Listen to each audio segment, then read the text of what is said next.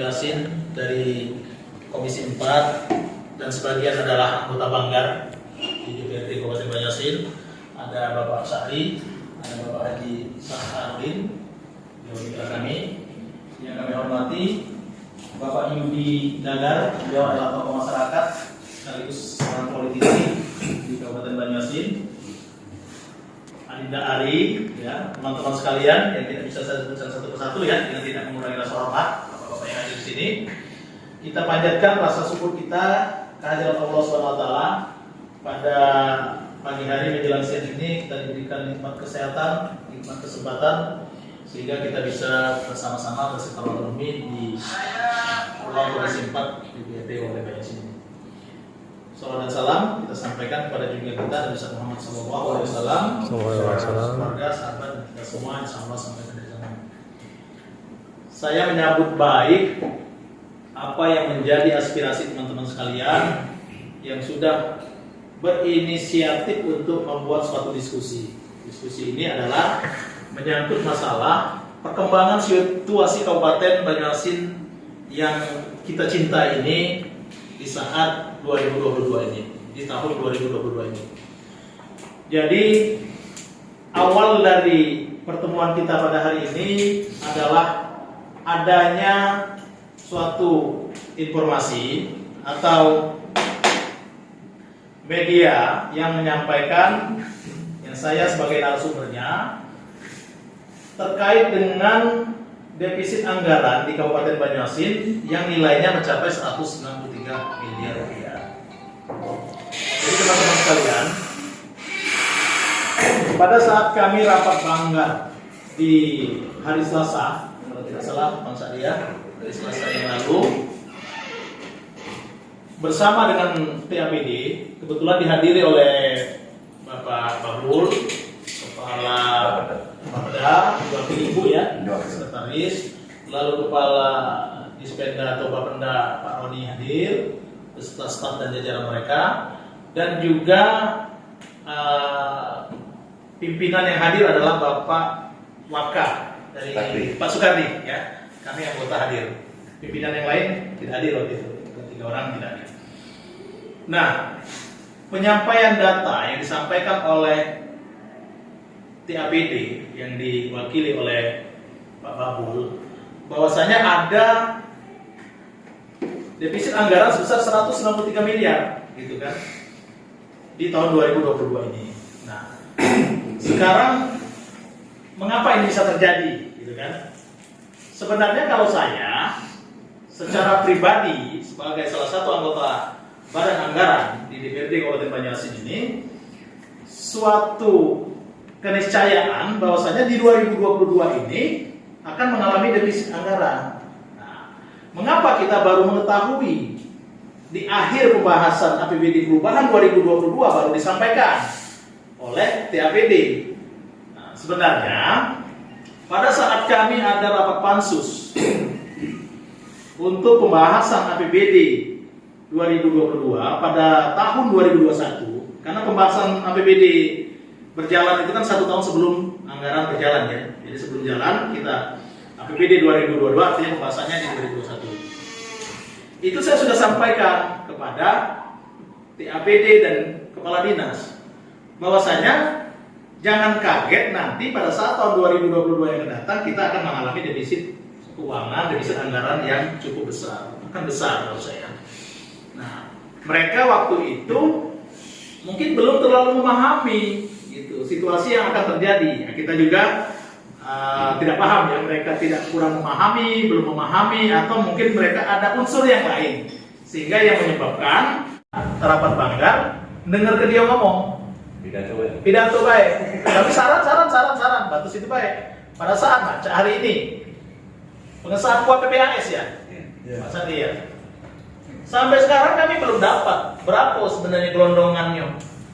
Makanya pada saat kemarin rapat Banggar itu, saya minta tolong disajikan sesuai dengan ketentuan perundang-undangan atau peraturan pemerintah nomor 71 2010 tentang akuntansi pemerintahan dan peraturan pemerintah nomor 12 2019 tentang pengelolaan keuangan daerah. Itu. Ngapa mah itu, Pak? Nah, Sesuai dengan ketentuan perundang-undangan, bahwasanya APBD itu terbagi 3. Yang pertama pendapatan, kedua belanja, ketiga pembiayaan. Nah, pendapatan itu apabila dia lebih tinggi dari belanja, berarti dia surplus. Banyak berarti duit kita, salah belanja ini. Nah, yang jadi masalah adalah pada saat pendapatan lebih kecil daripada belanja, inilah namanya defisit. Nah, sekarang di mana cara menanggulangi defisit itu? Di kolom ketiga, yaitu di pembiayaan. Nah, sekarang kemarin waktu kami rapat, dia tidak menyajikan kolom ketiganya. Apa yang akan diambil kebijakan dalam rangka mengatasi masalah defisit 193 miliar ini? Kan gitu kan? Nah, kalau kami tahu ada kolom ketiga pembiayaan ibaratnya, oh kami dapat bantuan lagi dari mana gitu, kita bisa menganalisanya. Sehingga disitulah nanti ada penerimaan pembiayaan, ada pengeluaran pembiayaan. Pengeluaran itu dikurangi lagi, baru nanti kita hitung ada silpa, ada silka. Kalau dia berlebih namanya silpa, sisa lebih pembiayaan anggaran. Kalau dia kurang nanti ada sisa kurang pembiayaan anggaran. Makanya itu yang aku tunggu tadi, aku telepon kawan-kawan di PKAD. Nah, mereka itu hanya menyajikan pendapatannya berapa, belanjanya berapa. Keluarlah angka defisitnya sekian, 193 itu. Bukan berarti kami tidak berupaya, gitu, tapi kami berusaha, gitu kan, agar situasi ini paling tidak bisa mengurangi beban keuangan Kabupaten Banyuasin.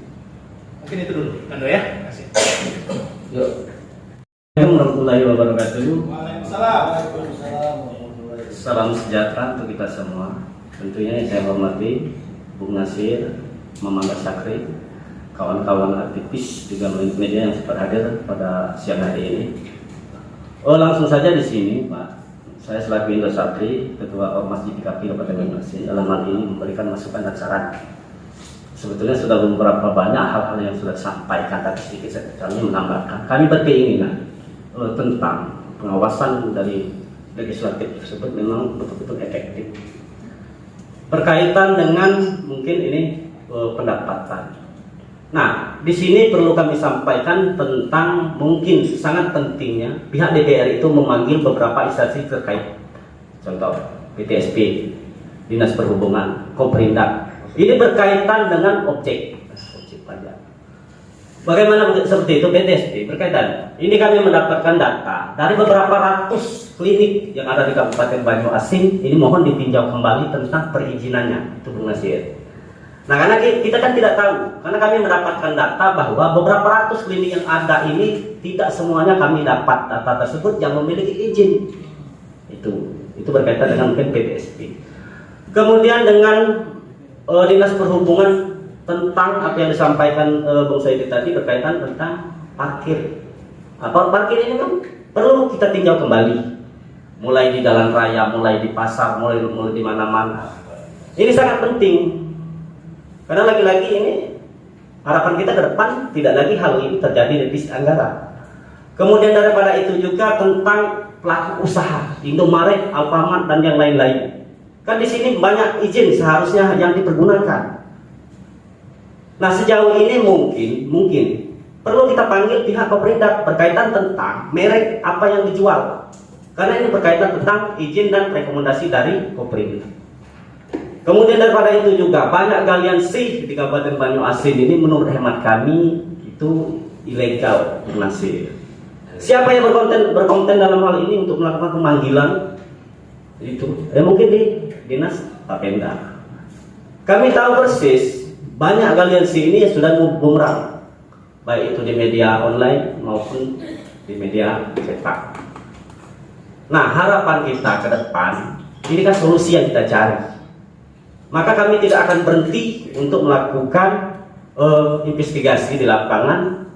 Kami berikan data-data itu di mana adanya galiansi, di mana data-data itu adanya tentang klinik-klinik yang penjamuran.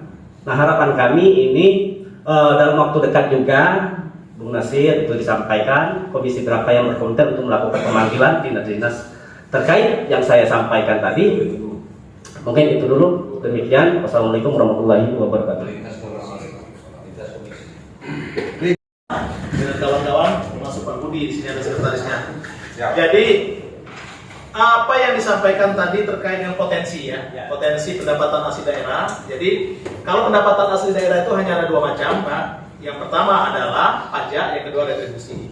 Di mana mereka diatur dalam Undang-Undang Nomor 28 Tahun 2009, yaitu tentang pajak daerah dan retribusi daerah. Pajak daerah itu kalau sekarang itu ada 11 lagi, ada 11 pajak daerah, retribusi itu kurang lebih 27, tapi sudah dipres juga.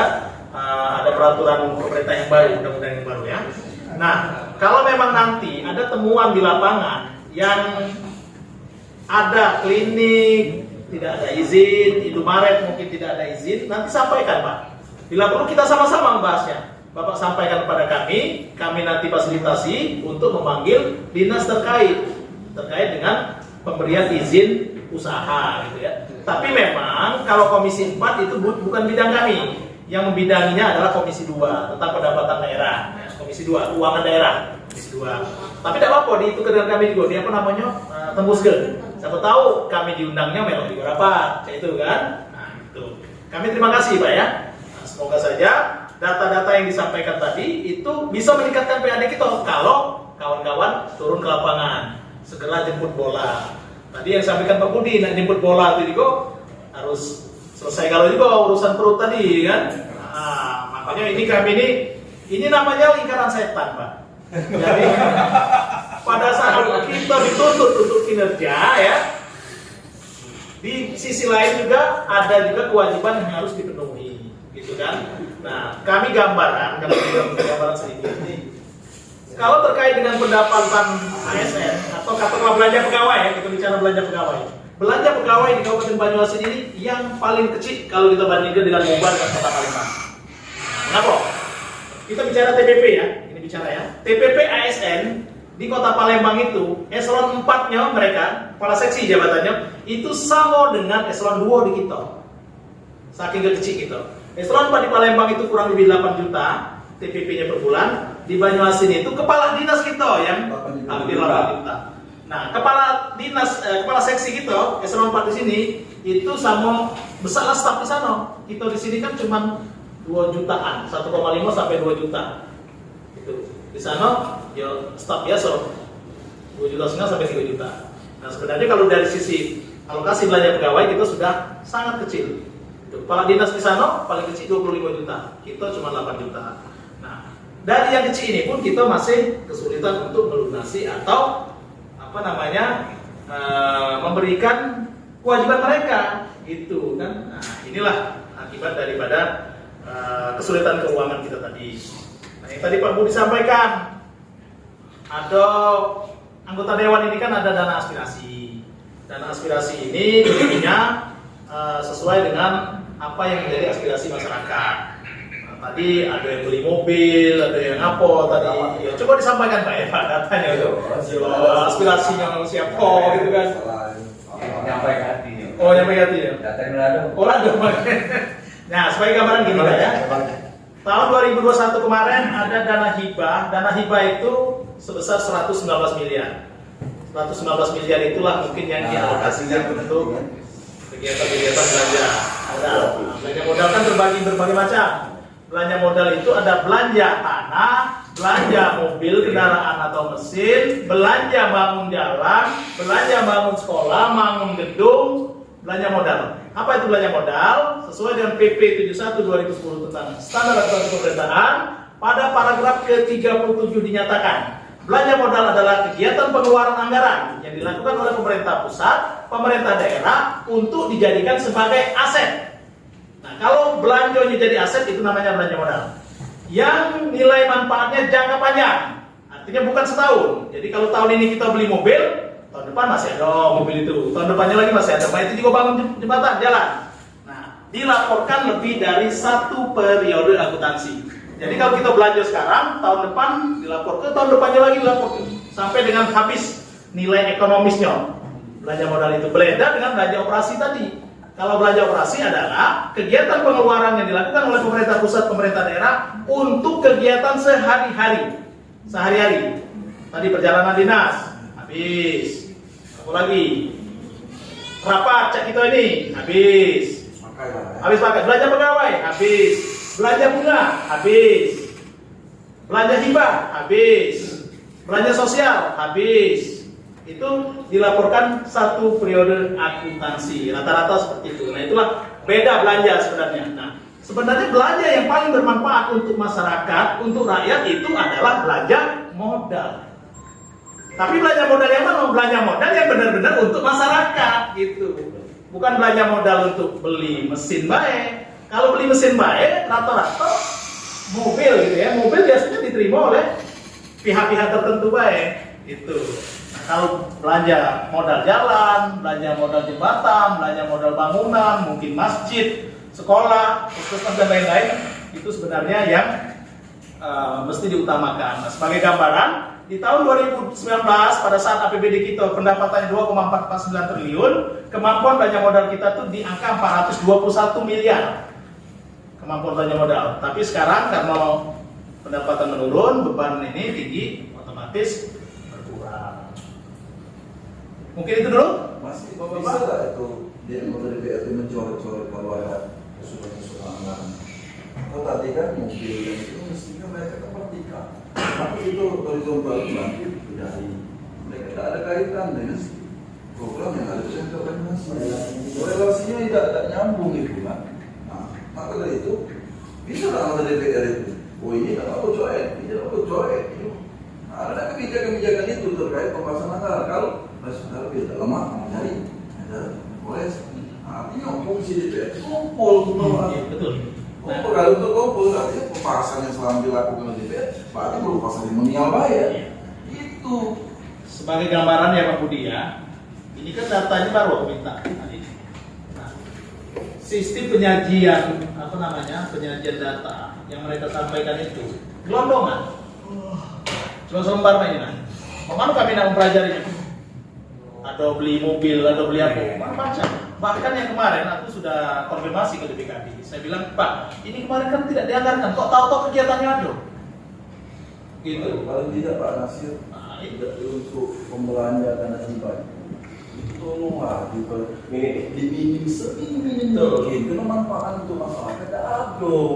Itu kalau dibiarkan baik belanja untuk dana hibah ini semakin besar itu 119 tahun 2021. Audit ya? Sudah diaudit. itu tidak aktif masalah itu maka kawan ini kalau nongkrong Izin menambahkan dengan data.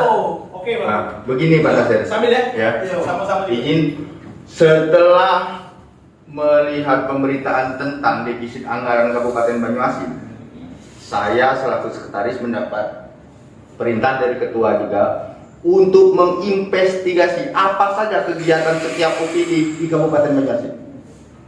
Maka dari itu mulai saya lihat dari sirup LPPK, Pak Nasir. Dan memang benar seperti yang disampaikan, sama-sama Pak Budi tadi, sangat banyak item-item yang menurut kami nggak ada gunanya. Contoh ini saya bacakan langsung salah satu dari sekretariat daerah. Ya kan, contohnya ada rehab garasi rumah dinas bagian umum, rehab garasi 750 juta. Apa manfaat untuk kondisi sekarang? Ya kan begitu. Tahun berapa itu, Pak? Sirup LPPK tahun 2022, tahun ini. Rumah di mana? Ini nama itemnya rehab garasi rumah dinas KDH bagian umum 700 ya 745 kode RUP 33980629. Kami nggak peduli punya siapa itu. Yang jelas masyarakat nggak butuh ini dan Banyuasin sedang defisit. Dan untuk sekarang baru beberapa dan rencana kami memang seluruh OPD akan kami pertanyakan. Dan nanti harapan kami akan ada audit investigatif untuk ini. Jadi saya mohon kepada Bung Nasir sebagai bagian dari Dewan Anggaran, ya kan, badan anggaran ini untuk dievaluasi kembali penggunaan anggaran. Jika memang hal ini belum digunakan, lebih baik dibatalkan. Yang saya sebutkan tadi cuma satu item. Ada juga di sini pendek gas dalam serudung, saya lebih. sangat banyak di situ. Itu baru satu sekretariat daerah. Ya kan? Belum yang lain-lain, belum temuan BPK di LHP 2021. Jadi kami mohon untuk ke depan, sebagaimana sesuai fungsinya dari Badan Anggaran untuk pengawasan ini, mohon untuk lebih teliti mengevaluasi sebelum diketok palu. Walaupun katanya gelondongan, bila perlu sebelum kami teliti satu persatu item, kami tidak akan mengesahkan. Itu sebagai saran kami. Mungkin cuma itu. Assalamualaikum warahmatullahi wabarakatuh. Silakan Pak Salim. Bismillahirrahmanirrahim. Assalamualaikum warahmatullahi wabarakatuh. Saya tidak bisa menyebutkan nama, gelar, dan jabatan. Saya rangkum Bapak Ibu yang saya hormati. Pertama-tama saya mengapresiasi adanya acara ini. Dan harapan kami bukan cuma Pak Nasir, seharusnya seluruh anggota Dewan mewakili komisi masing-masing itu secara rutin membuka diskusi. Artinya begini, kita membangun Banyuasin ini dengan cara kita masing-masing, dengan fungsi kita masing-masing. Yang dipilih selaku wakil rakyat, silakan membangun Banyuasin dengan wakil rakyat yang dipercayakan, dengan tupoksi mereka. Yang dipilih selaku kepala dinas, mulai bupati terus ke perangkatnya, silahkan membangun Banyuasin dengan cara mereka. Dan begitu juga kawan-kawan hari ini, kami pun mungkin akan membangun Banyuasin dengan cara kami. Dan kritik bukan berarti menjatuhkan. Dan selalu harus ada kontrol sosial, karena di sini kritik membangun, kritik yang konstruktif, jangan kritik menjatuhkan. Itu artinya sekali lagi kami minta mungkin ke depan kawan-kawan, apabila mungkin anggota dewan yang tidak berinisiatif untuk membuka diskusi, mungkin kami akan membuka diskusi. Mungkin Pak Nasir pernah kita ngobrol waktu itu di tempat Pak Nasir, kita pernah bahas masalah diskusi. Di sini saya yakin yang hadir di sini adalah orang-orang yang berkompeten untuk membangun Banyuasin, walaupun dengan cara kita masing-masing.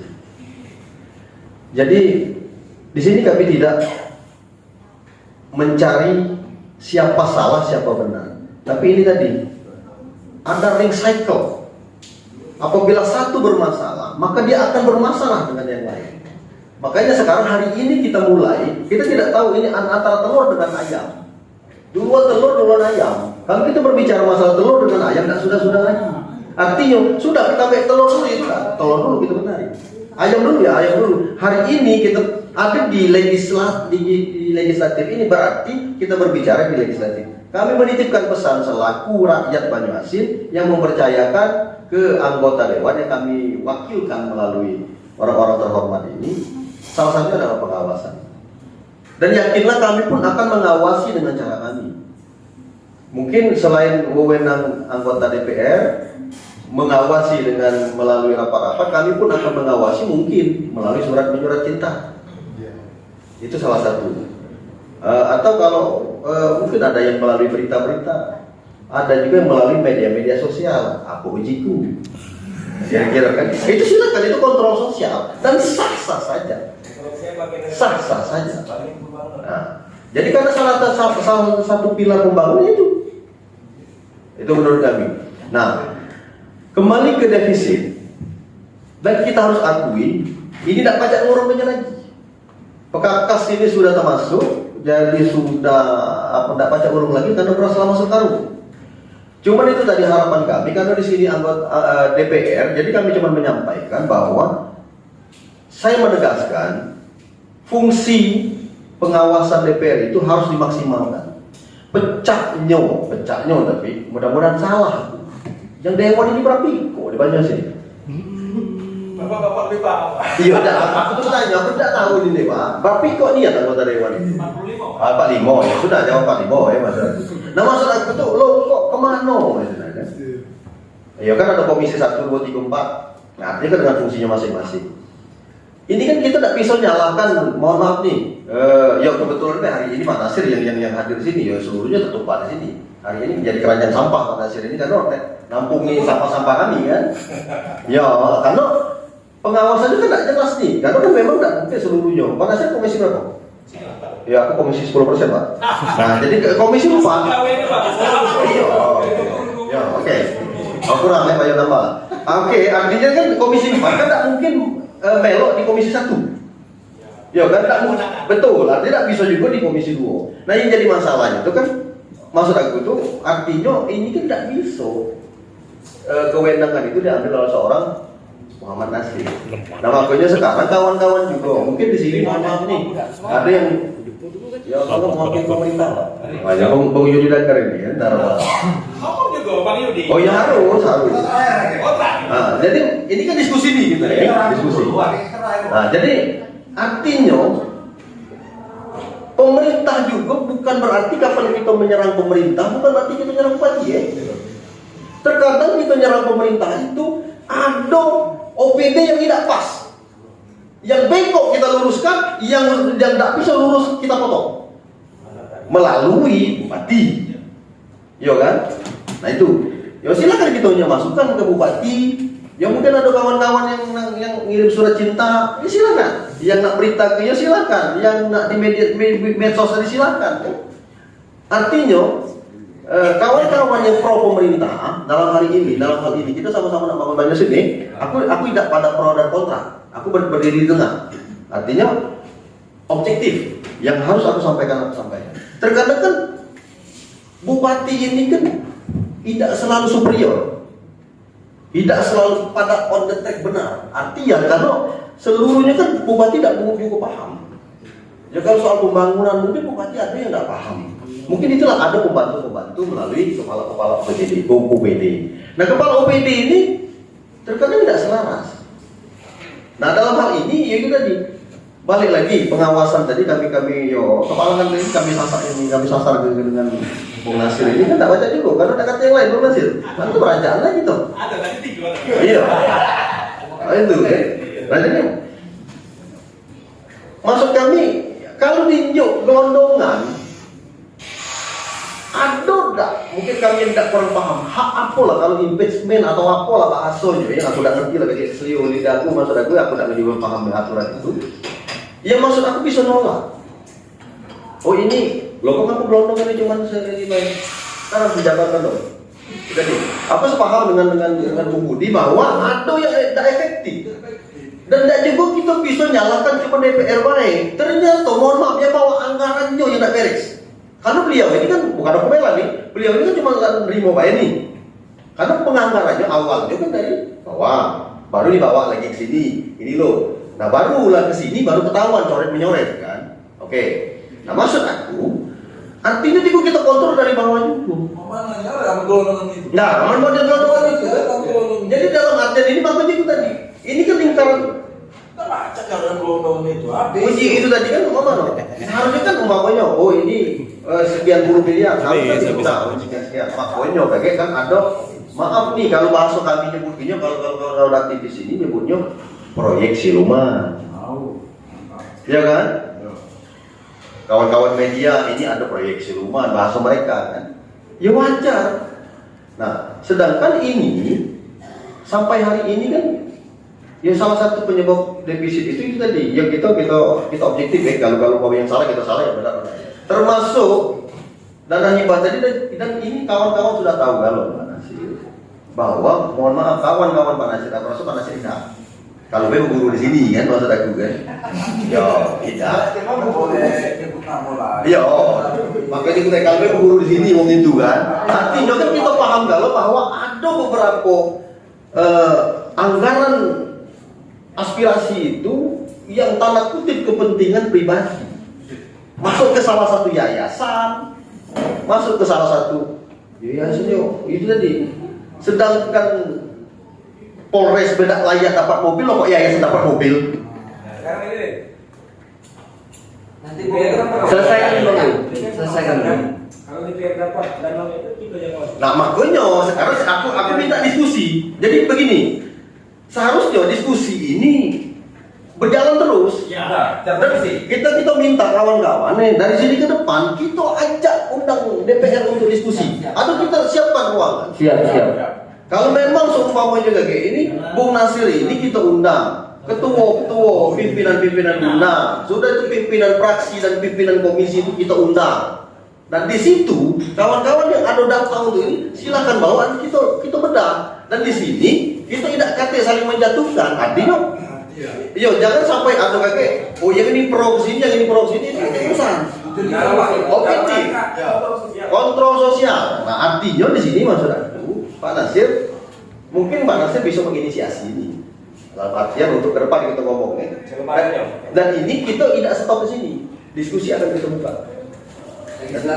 Jadi selalu bila pun kakek kita undang juga kepala OPD yang terkait, kepala TAPD yang terkait. Artinya kan bertanggung jawab dong. Iya. Artinya TAPD kalau menurut Pak Nasir ini ada penyajian TAPD yang tidak pas, berarti kepala TAPD yang bertanggung jawab. Yang kami khawatirkan itu ada rapat di luar rapat. Artinya DPR ini ada rapat di luar rapat. Itu. Jadi rapat seluman-seluman inilah yang ada titipan-titipan yang ngatur data. Betul. Nah makanya kita ini kan kontrol sosial nih, ya. Artinya di sini DPR itu mengontrol pemerintah dalam hal ini dan kawan-kawan juga kita juga mengontrol DPR. Siapa Nasir? Ya karena kami mewakilkan di pundak Anda itu sekarang berapa juta manusia Banyuasin? 823.000. Nah, di pundak. Artinya kami percayakan ini. Nah, jadi kita Banyuasin ini mohon maaf. Hari ini kawan-kawan mungkin kita ini belum duduk di sini. Siapa tahu 5 tahun atau berapa tahun 2024 kita yang duduk di sini. Karena Bung Nasir ini tidak lagi di sini sejak tahun 2024. Tidak, aku tidak tahu ini uji kabar kan. Bicaranya tidak kalah lagi nyalon di sini ya sudah, biarlah kita ikhlaskan baik kan. Ini kita ekspor lah kan. Ya kita ekspor lah ke mana kan karena ngomong terbaik ini kan kalau sana. Oke, siapa tahu kita lagi di begini. Nah, jadi maksud aku di sinilah komisinya kita. Silakan. Siapa yang nak menyampaikan ini ya boleh. Jadi kita juga kontrol bahwa ada juga yang dinas-dinas mungkin yang tidak terlalu penting belanja dari menurut Uji Budi tadi kan ada yang jual membeli mobil segala macam kan yang ini mobilnya kepala dinas itu rata-rata 3 rata-rata ya maksud kita ini bukan kita ini enaknya kan ya maksudnya kan lebih efektif apalagi kondisi sekarang kita punya utang kan itu. Nah jadi sementara itu dulu yang poin yang harus digaris bawahi adalah bagaimana ke depan ini supaya diskusi ini tidak stop. Baru. Bahkan ya. Nah ini perwakilan pemerintah maksud aku ini menginisiasi lah gitu. Siap. Minta anggaran dengan lebat tinggi. Oke, terima kasih. Assalamualaikum warahmatullahi wabarakatuh. Ujian penambangan. Nanti saudara jurnal. Ketua Komisi silakan. Aku mau masuk. Tidak memahami apa yang dirasakan oleh teman-teman juga dalam hal pengawasan di eksternal tidak memahami juga apa yang terjadi karena dengan adanya diskusi ini kita bisa sama-sama memahami terkait masalah anggota dewan.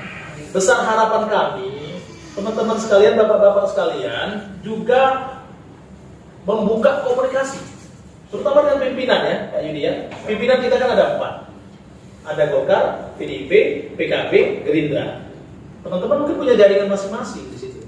Nah, mulai sekarang kita coba membuat tata kelola keuangan ini agar lebih transparan dan lebih akuntabel.